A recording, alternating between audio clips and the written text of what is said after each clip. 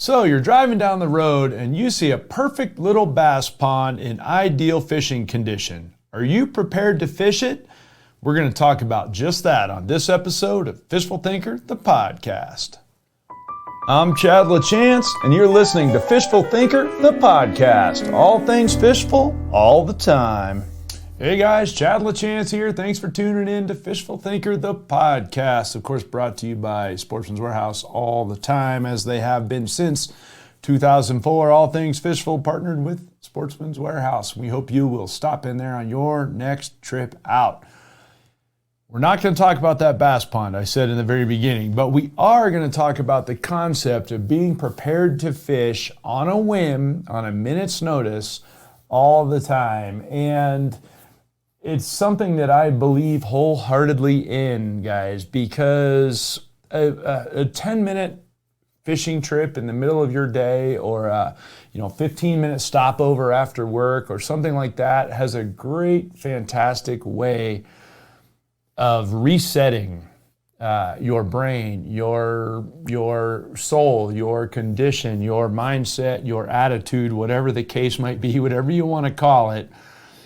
A very short opportunity fishing trip can be an absolute blessing in the day. And it's pretty easy to say, oh, I don't have time for that, or I'm not going to do that, or I need to get home, I need to get some emails done, or whatever. I'm guilty of all that too, guys, and I fish for a living. But still, it's pretty easy to not be prepared or not be mentally in the game to just stop and fish wherever you might be. And I threw a bass pond out because where I happen to live, there's lots of reclaimed gravel quarries around the area, and almost all of them are fairly decent little fisheries.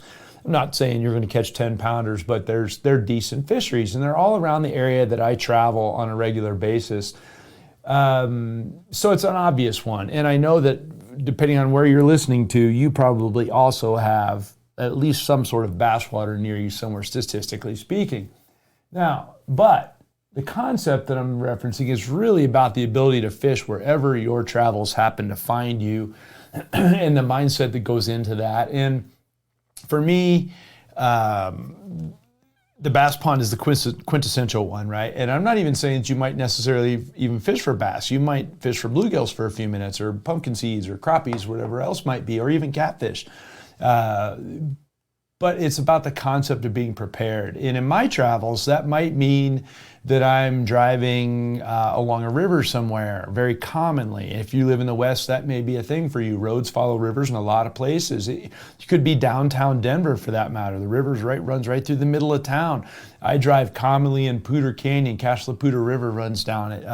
You have to be prepared mentally and physically if you want to take advantage of those deals. And for me to stop and spend 5 minutes on the side of the river while I'm driving, I commonly drive up to the western slope of Colorado, and I do it by going up Poudre Canyon a lot of the time and over Cameron Pass and down that way. If you're familiar with Colorado, that'll all make sense to you. If not, basically I drive 50 miles up a river, and there's lots of good places to stop and fish along that river, and I will do so to break the drive up. To me to make it over to a buddy's place over on the western slope, it's about a 3-hour drive. Well, if I stop and fish for 15 minutes in 2 spots in Poudre Canyon, and another 15 minutes in 2 spots in, say, the Colorado River, which I also parallel on part of that drive, well, then now I've spent an hour extra to get there, but I've probably caught fish in 2 different watersheds in the process, on 2 sides of the Continental Divide, maybe even a couple of species of fish. So it makes for an interesting trip, right? It adds 1 hour to my drive, but it makes for an interesting trip to do it, and also give you a chance to stretch your legs and get out and your mindset. And without question, when I get to my buddy's place on the western slope, the first thing we talk about is how my drive went and how was the fishing. And I'm here to say that when you get off work, if you drive by some place that you can fish, if you stop for 10 minutes, 15 minutes, maybe even 30 minutes on your way home, it would be a worthwhile thing. And maybe you're a coastal person and you can swing by a pier or a beach or something and fish for just a few minutes and make a few casts. Can be really, really good for your mentality. And for me, it's not about catching the fish. It's about the process of going through it. And I thought it'd be a good podcast to talk about what I keep in my truck for my personal scenario that I'm prepared to fish immediately. And for the record, it's very simple, which is why I can go over it in a podcast, but I have to be prepared. If I really want to be prepared to fish for whatever I'm going to drive by, as far as species go, I need to be able to fish for anything from brook trout to pike to largemouth or white bass or smallmouth or wipers to panfish of all sorts. And maybe walleyes even. And walleyes aren't something I typically will stop and spend 10 minutes trying to catch. They're not that kind of species. They're that typically easy to catch, but they might be if it's, say, April and it's the last hour of daylight and I happen to be driving by the reservoir south of my house. Well, it might be good to go spend a few minutes casting around the riprap along the boat ramp. Same thing at a place like Chatfield Reservoir in Denver. It's right at dusk in April. Well, probably a good shot. I might catch a walleye real quick, literally in a 10-minute window. But at the end of the day, it's about being prepared. What physically do I carry and the mindset that goes into it? And I can't tell you the mindset. You have to decide that. For me, it's a discipline thing. It's pretty easy to say that I'm busy. I got stuff to do. The bills are waiting for me. The emails are waiting for me. I got to make some phone calls, whatever. 10 minutes will not kill you. 15 minutes will not kill you. It will not change your day, your life, a whole bunch for the negative because you didn't return that email 10 minutes sooner.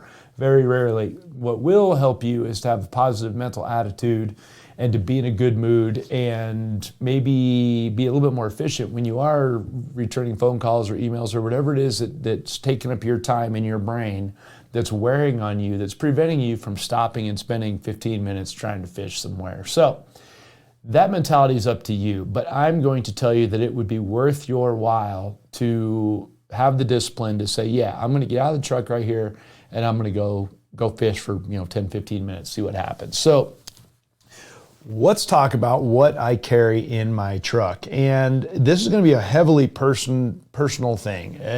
You may live in an area where you don't have any trout and you only need to be able to fish for bass or panfish. That's fine. You may live in an area that you have only trout or whatever the case might be. But for me, my tackle needs to be very diverse and I'm not going to carry very much stuff. I drive around in a Toyota Tundra. The tackle stays inside of the cab, not in the back. And I don't want to carry a whole bunch of it. The whole point of it is that it be as simple as possible. So I carry literally one rod in the truck all the time. It is a spinning rod and it is a medium power 6'6" long spinning rod. In my case, it happens to be a Veritas, an Abu Garcia Veritas, but you could pick whatever rod that you would prefer. The reason I like the Veritas, it's a very durable rod, not too expensive. If somebody steals it or I break it because it's riding around the truck all the time, it's durable, yet it's a high enough performing rod that I still thoroughly enjoy fishing with it, as opposed to some things that get where they're real durable but not super fun to fish with. So I carry the 6'6" medium powered Veritas, and there's definitely an argument for medium light, depending on what your overall scenario looks like in terms of fish species that be available to you. But for me, the medium gets the nod, and I'll explain more about that in a minute. Along with it is a size 20 Abu Garcia Revo SX reel that's on it, and it's got 10-pound X5 braid on it right now, and it could go back and forth between X5 and X9. The two lines are very similar. One's more durable, one's a little smoother. I've got X5 for the durability because it's in the truck, and that's what's on my rod reel line combo. Now, the reason it's 10-pound and not heavier is because I may need to address trout or panfish, and the reason it's not lighter to deal with panfish and trout is I might need to address pike. And it's not about the size of the fish, it's about the size of the lure that I have to throw to get those fish to bite. And 10-pound gives me a good range to cover about whatever I need. Even if I hook a big old pike, I still have enough tensile strength to land him as long as I play him well. But conversely, it's not so heavy that I can't present a little jig of some sort if I need to as well. Now, the caveat or the nuance here that's very important if you're going to go to a single braid like that. And why did I choose braid? Let me back up actually. Why did I choose braid? The reason I have 10-pound braid on there is its castability. I can throw that very easily with a lightweight or a heavyweight.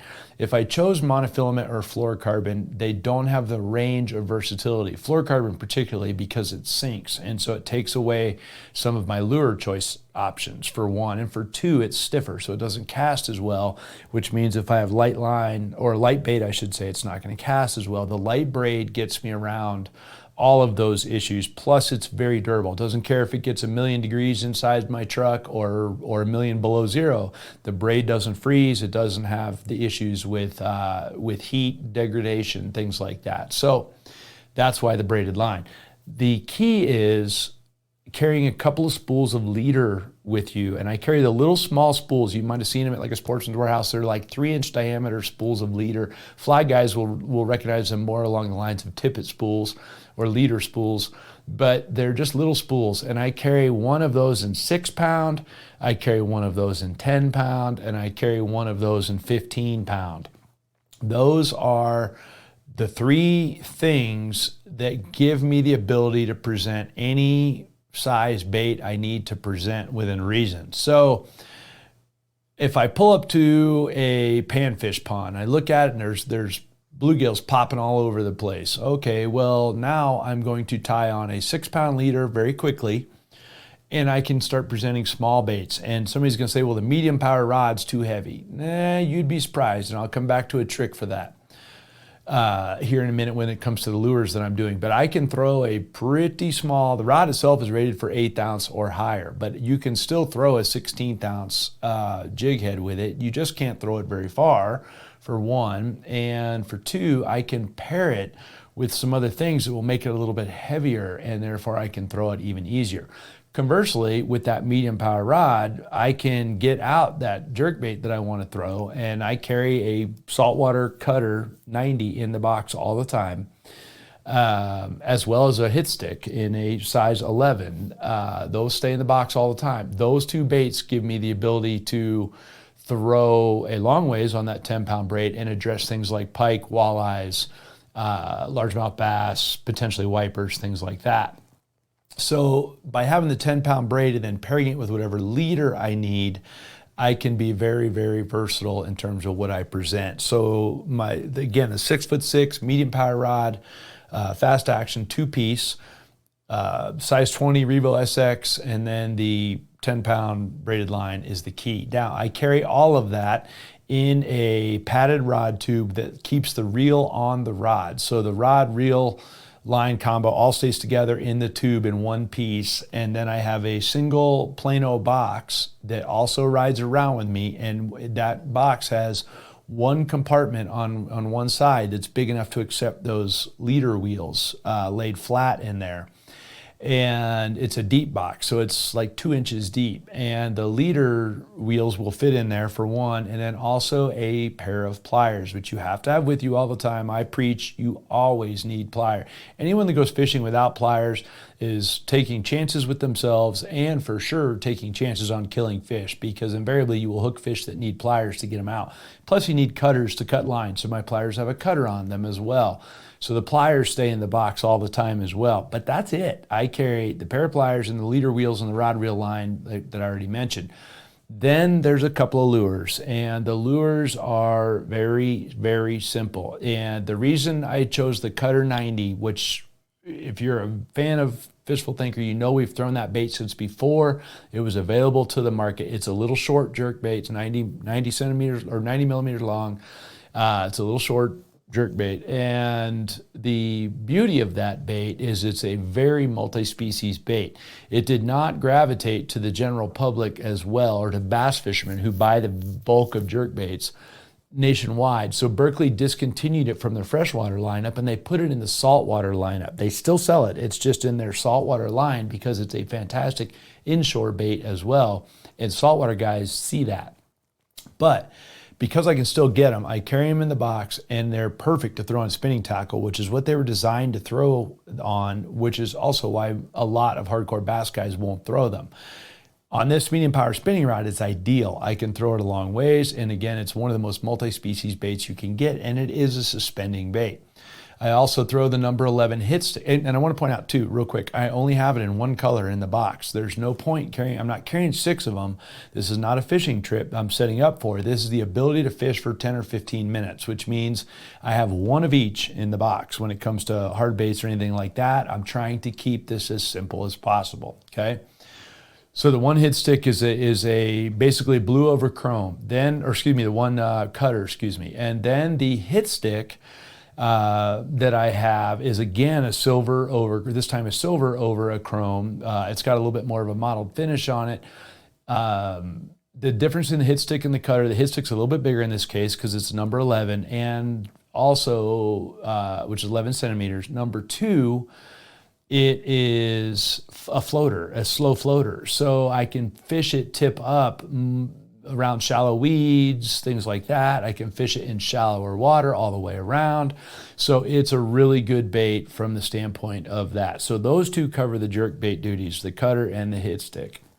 Then the next bait that's in the box in terms of hard baits, which it goes around, and again for its multi-speciesness, is a lipless crankbait. In my case, it's a 1/2 ounce Berkley War Pig, but you guys may be familiar with Rattle Traps or Vibes, or there's a whole slew of companies that make a lipless crankbait. The thing that I love about a lipless crankbait is it sinks, so it can be fished at any depth, which is important. It casts like a rocket. You can launch that thing. So if it's windy, let's say I'm driving and there's wind blowing into a riprap dike somewhere. Well, man, I need to get out and fish that for 10 minutes for sure.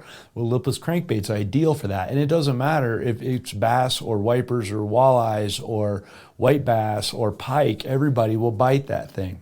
So it's a really good call. And so I keep one of those in the box, and it's basically a pearl white color. I don't know officially what Berkley calls it, but it's mostly pearl white, because typically I'm going to throw that when the wind's blowing. In a perfect world, I would have 3 different colors at least, but it's not a perfect world. We're trying to opportunity fish. So it stays in there in a pearl white all the time. So now I'm up to 3 hard baits. The next hard bait that I will leave in the box all the time is a surface popper. And in my case, it's a Bullet Pop 70, and that's a Berkley bait as well. The Bullet Pop's available in a 60, 70, and 80 millimeters, which is 6, 7, or 8 centimeters, obviously.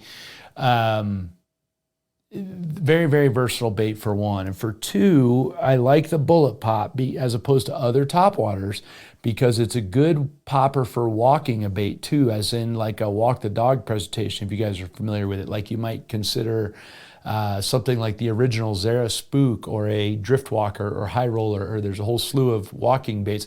In other words, it's a zigzag back and forth motion on the surface. The Bullet Pop will do that very well. It will also work like a traditional straight up popper or chugger. So it's fantastic in those environments as well. And again, it's very versatile, which is important. And here again, it might be for wipers or white bass or largemouth or smallmouth bass or pike. And in my case, and most of you will think I'm crazy, but in my case, it's also a fantastic brown trout lure, which almost nobody does.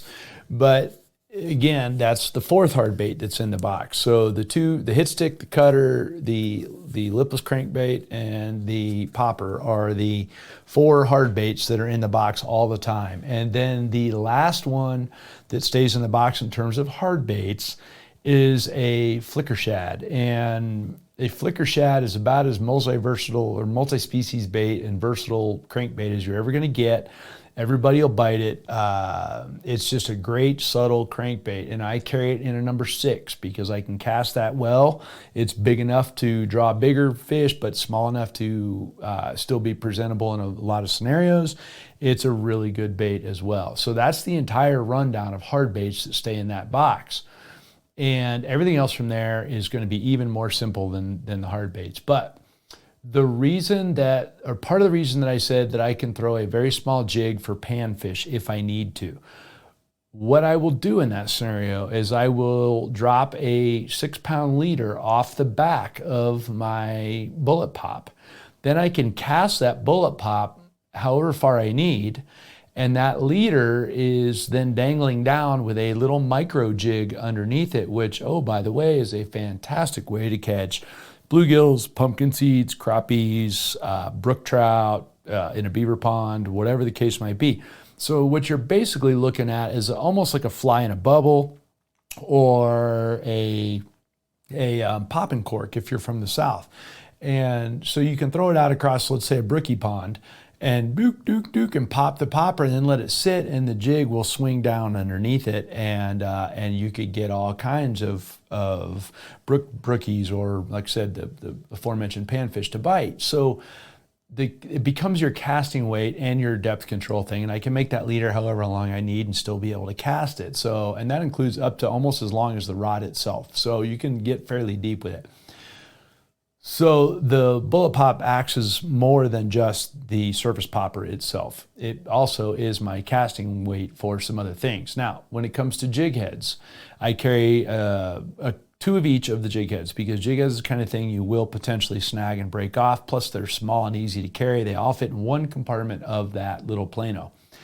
I carry the little tiny panfish size jigs, which are 32nd ounce. I carry two of those. I carry 2/16ths. I carry 4/8ths and 2/4 and 1/2. And that's all I carry as far as the jig heads. And again, those will all fit in one compartment. They're all silver lead heads. They're all ball heads. I don't get tricky with my jig heads. They're all plain ball head jigs, and they will do a good job of covering all of the bases of what you need. And then I carry in another compartment in the plano to match those jig heads. I carry power minnows, little Berkley power minnows, the smallest ones up to the 4-inch. I carry 3 of each of those because they're going to wear out. Okay, that's important to keep in mind. They're going to wear out. Because they're soft plastic, fish will chew them up, which means they're also getting bit a lot. So I carry 3 of each of those. So I'll carry the little tiny power minnow, then I'll carry the 3-inch power minnow and the 4-inch power minnow. That will be my straight-tailed offering. I will carry a 1-inch, 2-inch, and 3-inch power grub, and I'll carry 2 of each of those. And then I will carry a 2.5 and 3.5-inch tube jig, and I will carry 2 of each of those. All of them are mid-tone colors, okay? So it could be green, could be brown, in my case, green pumpkin, could be black even, and I would be okay. But again, we're only opportunity fishing. We're not trying to achieve the perfect lure combination. We're trying to achieve a lure combination good enough to get me some bites. So mid-range colors keeps it very, very simple. If I have all dark or all bright colors, like a really hot color, not so good. As far as I'm concerned, black, brown, dark green are very, very neutral colors. Plus, black shows up especially well in dirty water if you need to, so it gives me versatility there.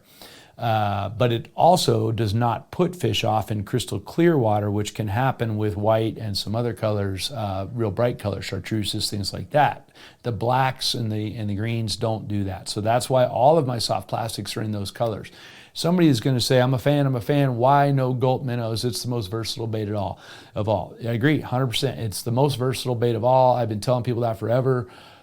But it's Gulp, which means it will dry out. And if it rides around in the truck long enough and gets 100 degrees, it could spoil even if it's in its own liquid. The stuff is biodegradable, which is why it's so good. But it also doesn't like to be 115 degrees in the cab of your truck, and it doesn't like to be 5 below zero in the cab of your truck because it's not made out of PVC like all the rest of them. That's why I carry power bait stuff. So these days I've been switching some of the stuff over as I use it up to Powerbait Max Scent, which is kind of a hybrid version, still doesn't dry out. But look, get your Powerbait out and you'll catch plenty of fish with it. So by having those combinations, I have one that the straight body, the power minnow can be very erratic. The little grub, or which I've also am willing to swap out with a power swimmer, which is just a little boot tail, or basically either one, the grub or that, I'm going to swim horizontally in the water column. And then the tube jig, I may drag on the bottom, or I may snap jig and let spiral to the bottom, or whatever the case might be. Tube jig's very versatile as well. So between the tube, the grub or paddle tail, and the straight tail, I can cover all my jigging bases very, very easily, and I can combine them with the mix of jig heads I have and the mix of leaders that are in the truck, and I can basically matrix my way to almost any combination that I need as far as it goes. So that's what I carry. The only other thing that stays in the truck, and this is just a good thing to have in your truck as an outdoorsman all the time anyway, I carry a little hand towel because I don't want to get all yucky. I might be in my work clothes. I don't want to get fish slime on my steering wheel. I don't want to get all over my fishing tackle. So I carry a little hand towel with a clip on it. I clip it on my belt. If you guys have watched Fishful Thinker on YouTube or television, you know I always have that strap there, always, all the time. It doesn't matter. So I leave one in the truck as well. And I leave a full-size towel in the truck all the time as well, which really doesn't have to do with fishing tackle. That has as much to do with the fact that I own a Labrador Retriever and he might need it, or whatever. My feet might get yucky and I don't want to get them in my truck, so I carry a towel so that I can get my feet cleaned up or whatever I need, as the case might be. But as far as pure fishing tackle goes, the towel and the pliers are the only two things that aren't really tackle. Then, like I said, everything else fits in a Plano 3700 deep box, and the one rod and reel holder all fits, takes up no space behind the seat of the truck. And I'm prepared to fish with whatever I need. Now, the last thing I'll throw out there, and I assume you do, which is why I didn't build this in the podcast too much, but I want to throw it out there.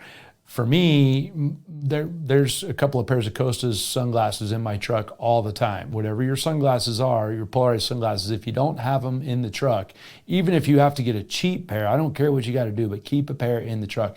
Don't fish without sunglasses, please. Now, I'm assuming most of you keep sunglasses in your truck of some sort. Perfect, fine, use them, but you need eye protection. Fishing is no joke when it comes to eye protection, and you need eye protection. You might as well have some polarized ones. Keep those in your truck. So that's it. That's all I carry. I can stop and fish wherever. I do so on a regular basis, and I think it's just really, really good for your soul in general, like I open this thing with. It's just really good for your mental well-being all the way around, and I recommend you do it. So, appreciate you guys tuning in to this episode of Fishful Thinker, the podcast. If you would like to join the conversation on our rest of our social media, please do so at fishfulthinker.com. At Fishful Thinker, I should say, on Facebook, Instagram, YouTube, TikTok, all across the board, Fishful Thinker on all of those. We'd appreciate you tagging along on that. Hope you'll subscribe to our podcast as well. And it's very important to us. And of course, we air multi-days a week on both Altitude Sports Entertainment and World Fishing Network. So look us up there. If you have questions, send me an email at chat@fishfulthinker.com. Thanks for listening, guys. This has been Fishful Thinker, the podcast.